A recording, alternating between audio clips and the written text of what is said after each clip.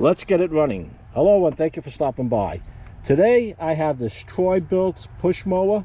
It's a front wheel drive 675 EX 190cc series. And so far the only thing I know about this mower is that it doesn't run. And also I already checked the battery. Dead as a doornail. I'm going to show you how I go through this to get it running.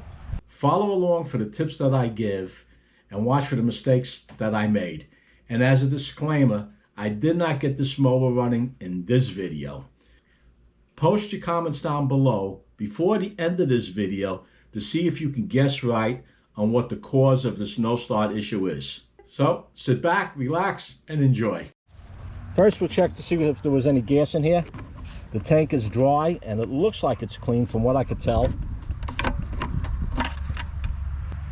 We do have oil in it. Not at the right level, very dirty, but it's there. I pulled the cord. The engine isn't seized, it turns over, but the compression does feel low. Before I try to start it, I want to pull this cowling off to see what it looks like, to see if there's any mouse nests underneath, any chewed up wires, just to see what we have. So to get this off, it looks like there's just 2 screws holding it on. Let me remove this and we'll be back. All right, with that cover off, good news is all the springs look like they're intact. A lot of times these springs will be missing. Looks like the vane for the cover is freed up. This air cleaner more than likely is packed. Good news is I don't see any chewed up wire. A lot of times mice, chipmunks will get in here and chew up these wires. Spark plug looks like it might be fairly new. This might have been worked on. They couldn't get it going and decided to toss it. Next I'm going to take off this air cleaner and see what we have over here. This air filter is pretty bad. Not as bad as I thought it was going to be. I thought it would be all caked up like over here. Well, let's see what we have. I'm going to remove this air filter housing to get to the carburetor. I'm going to spray a little bit of gas in there and see if it sputters. If it sputters and looks like it's going to continue to run, I'll put some gas in the tank. And to get this off, it's just these 3 bolts right here. And let me get that off and we'll see what we have inside. When you take these 3 screws out and you're pulling this off, there's a gasket back here. Try not to break it, you may be able to use it again. Okay, let's see what we have here.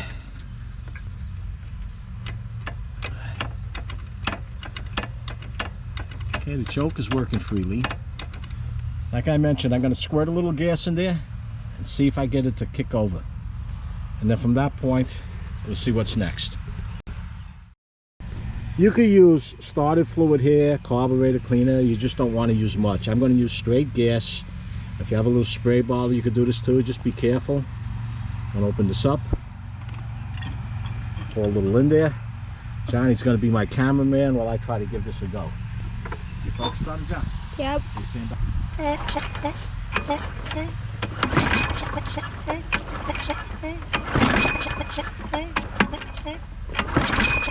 Nothing, huh? Nope. Let's try a little bit more. Let's see what we have here.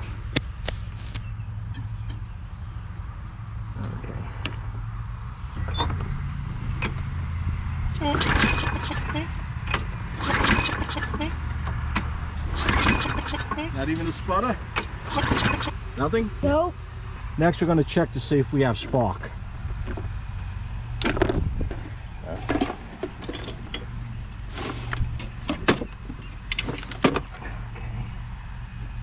What does this do, Grandpa? Well, if there's spark, you'll see the little light come on in here. Alright. Okay. Got the camera on that? You don't have to be right up here. Come this way. Right there. One. Right there. Okay. Let me know if you see spark. Saw spark.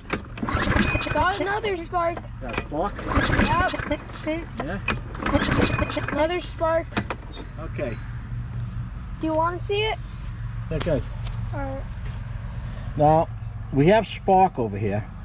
So the next issue could be compression. All right. I'm going to pull the spark plug out to see if the spark plug's fouled up. We have spark over here, but the plug might not be sparking if it's fouled. So let me get that plug out. Here, go, Grandpa. Keep it on there.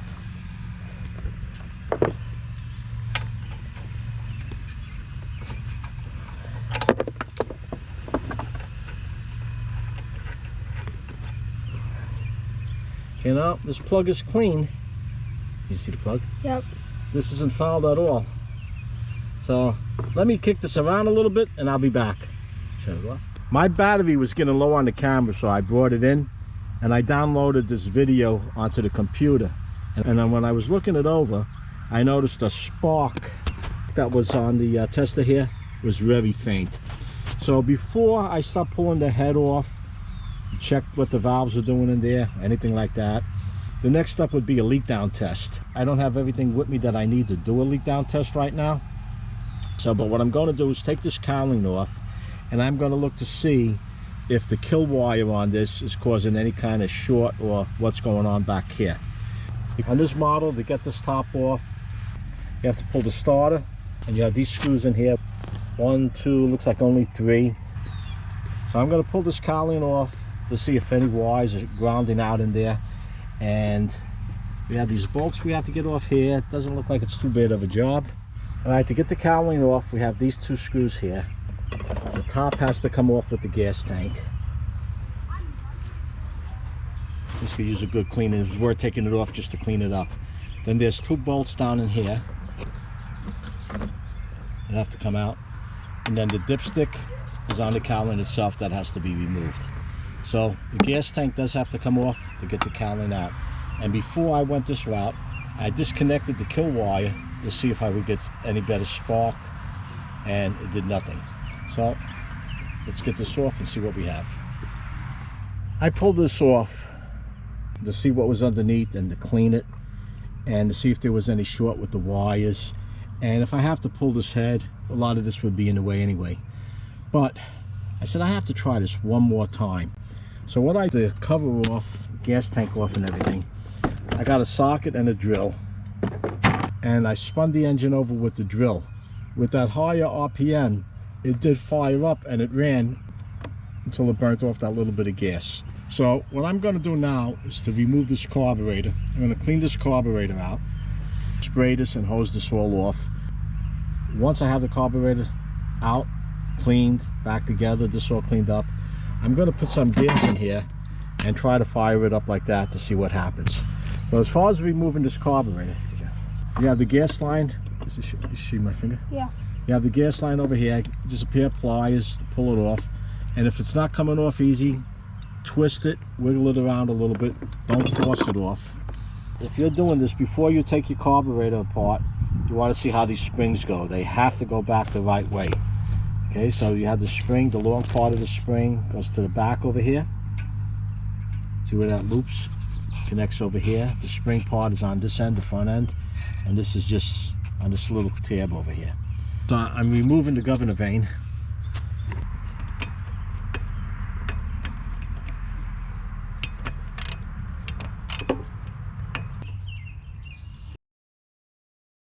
Just put this over here.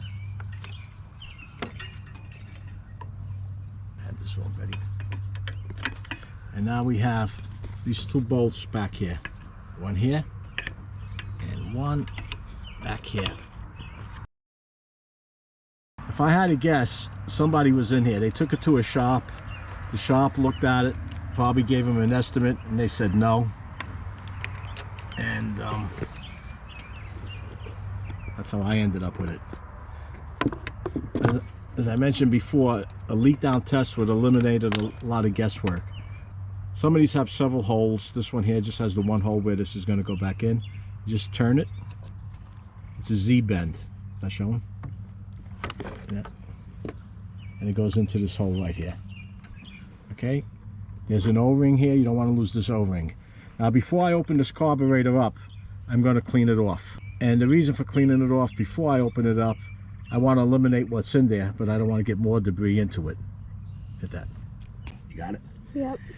All right, I cleaned it up, and the way I cleaned the carburetor is any old gas I get out of the lawn tractors, the lawn mowers, I save it in a gallon and I use it for cleanups like this. Now, I want to see what the gas looked like on the inside that was in here. Some did pour out. I tried not to spill it, but while I was turning this around, some did come out.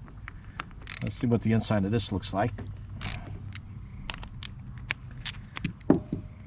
Last few years, these carburetors, they come with no adjustments. For those of you that have been around for a while, remember the old carb had adjustments, had 2 screws, 3 with the idle. Okay, let's see what we have. This doesn't look bad at all. I mean, there's some debris in there, but I don't see any water. Normally you would see a little bit of water in there. Now, I don't know if this is the gas that I poured in before, that it just got in there. So we have that. Let's see what we have here now. Take this pin out. You see what I'm doing? Yep. Okay, this is a metal tip on the needle. So there's a rubber seat in there, and let's see what we're gonna do here. I'm gonna get a thin wire and get up in there. That emulsion tube, I don't know if this comes out on this carburetor. I'm gonna poke through on this and spray it with some carb cleaner, and if I find anything out of the ordinary, I'll be back to show you. Okay, without using an ultrasonic cleaner or boiling this, I cleaned it out the best I could. I used this tiny wire to clean out in the emulsion tube. I pushed it through the inlet, and this is the main jet on the bottom. This is the nut that holds the bolt together, but it's the main jet. And I left the wire in there so you can see there's a hole that goes all the way through. That has to be cleaned out, and you have to make sure this is unplugged also. I was kind of disappointed. I was hoping to find a plug, but inside this carburetor was pretty clean, and this gasket looked pretty decent also. It was a little corroded on the outside. All I did was clean it with a brush and some gas. You don't want to use carburetor cleaner on these gaskets, they swell up. I'm going to put this back together. I use a wine cork and I plug the hole for where the carburetor goes, and the reason I do that is that I'm going to hose this all down. So I'll clean this up tonight. This will be clean for me tomorrow to work on. I'll get this carburetor on, I'll get it back together. Anyway, that's it for tonight. Tomorrow we'll have a fresh start. Alright, I'm back. Have a little cleaner working environment today. Have the carburetor cleaned, ready to install that carburetor. Here's the cork I had in here to keep the water out as I was hosing everything off. And I checked this motor out over here, the starter motor. I believe this is totally shot. I hooked up 12 volts to this and nothing happened. So more than likely, I'll be pulling this off. But for now, let's get this carburetor installed. All right, I'm working behind the camera now. Here's that gasket. It's just about usable. And to get this carburetor back on, this was the hole that the linkage had to go in. This is fairly simple compared to some of them to put on. Just get it, turn it. Oh, and you got to remember that gasket. That O-ring gasket.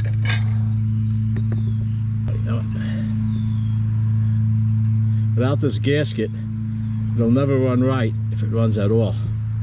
Put that gasket on, and it's back up in here. Got these 2 little bolts. These require a 3/8 socket.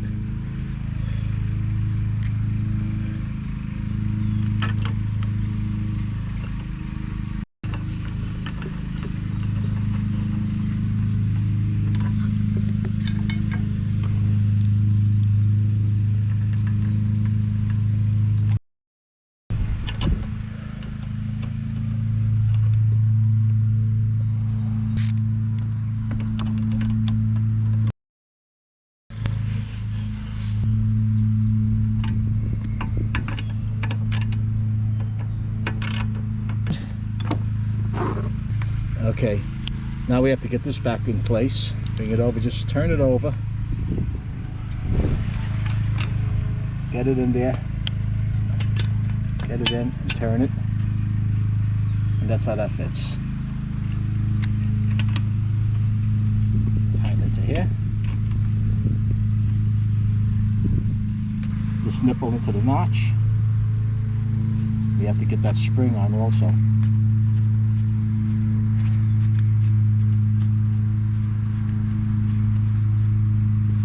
Okay. Put this camera down. Okay, if you recall, the spring goes from this piece to this notch.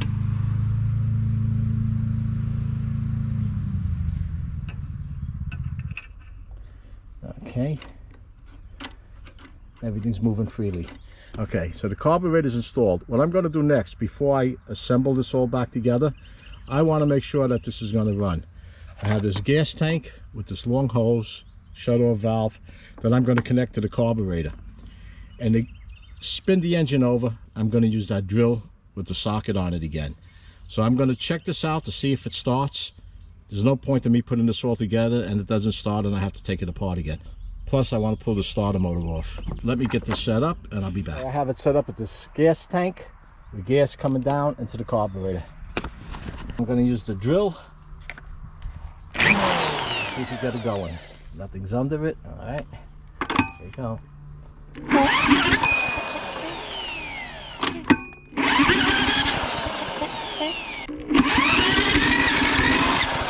Almost. No, nothing.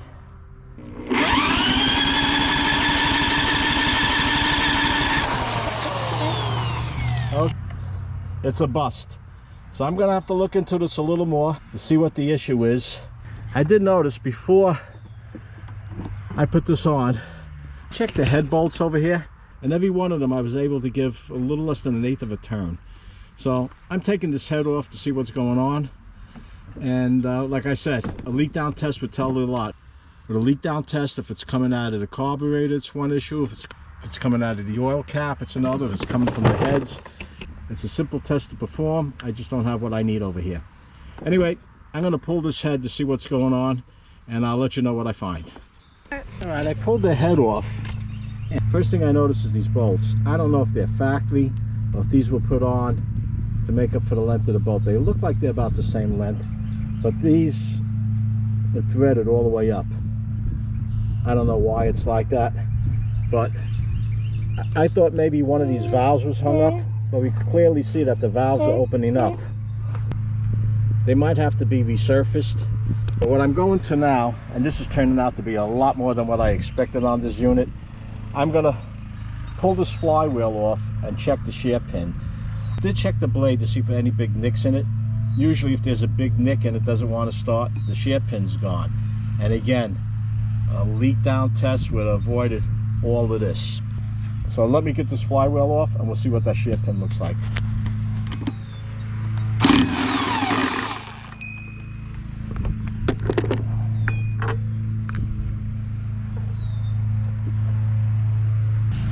Son of a gun, that's exactly what it was. Look at that.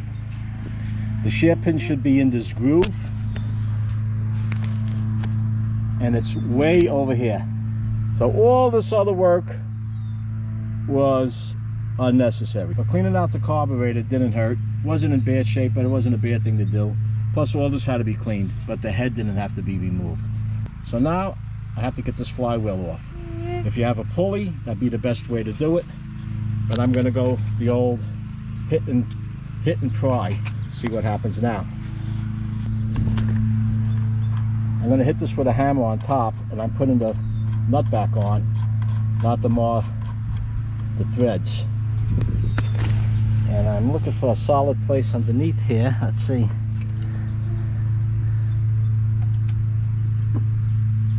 going to have to do it from the other side. Let me see what we have here. Okay, I'm not worried about bending this because I'm taking it off anyway, but I just don't want to bend any of the linkages that go to the carburetor. So I'm rasping it near the end. And let's see, good solid whack should do it. And it didn't work.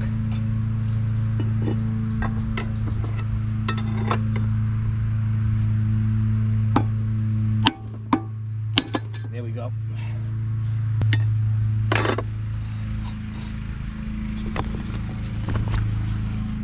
nut protected the threads.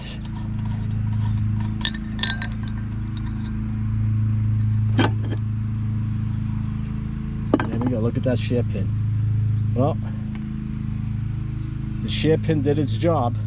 So I'm going to order a shear pin for this. Matter of fact, I'm going to order a few of them because I have a couple of these mowers in the back. Going to finish cleaning off underneath here. And once I get the new shear pin, we'll reassemble this whole unit and she should fire right up.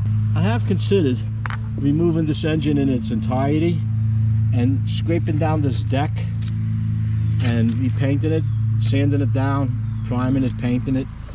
I don't know if I'm going to keep this or try to flip it or give it to someone or what the case may be on it. I know to buy a battery, these are like $90 for a battery. I don't know how much these motors go for. I didn't price the motor for the electric start. And whatever I spend on this and the time I have into this, I can never get my money back out of it.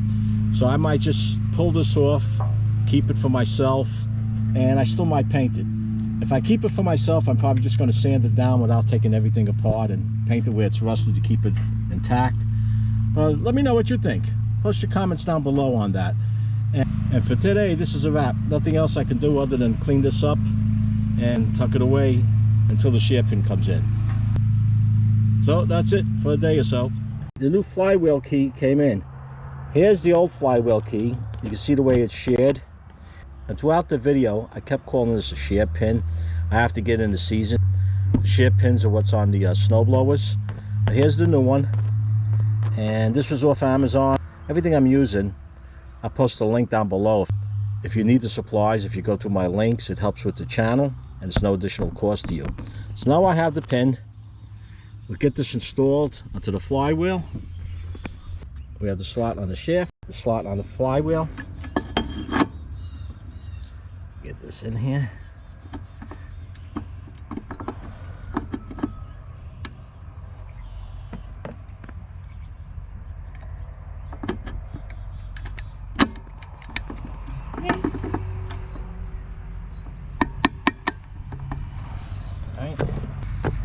Cut back on,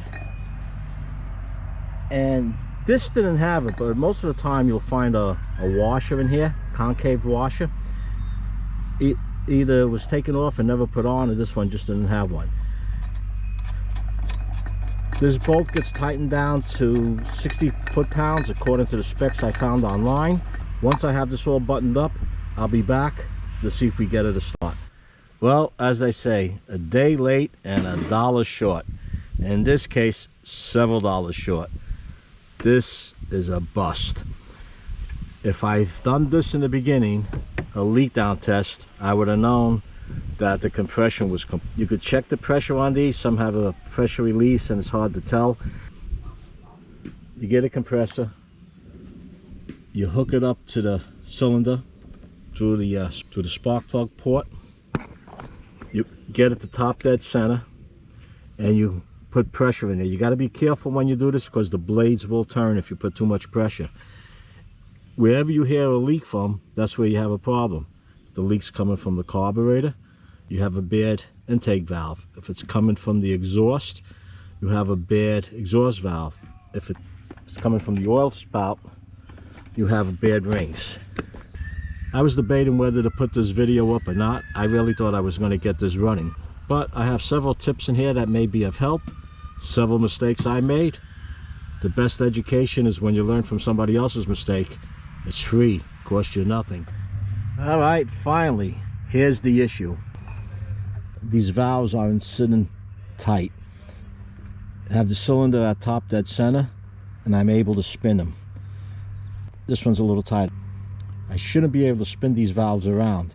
The fact that I can spin this valve is letting me know that it's not seating properly. So I'm not sure if I'm going to do a valve job on this or just let it go. If I do a valve job, that'll be another video. This one's getting kind of long. So if you enjoyed this video or found it useful, let me know. Post your comments down below.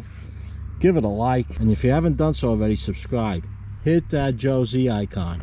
And not to miss my new videos as I upload them, be sure to ring that bell. Until next time, stay safe.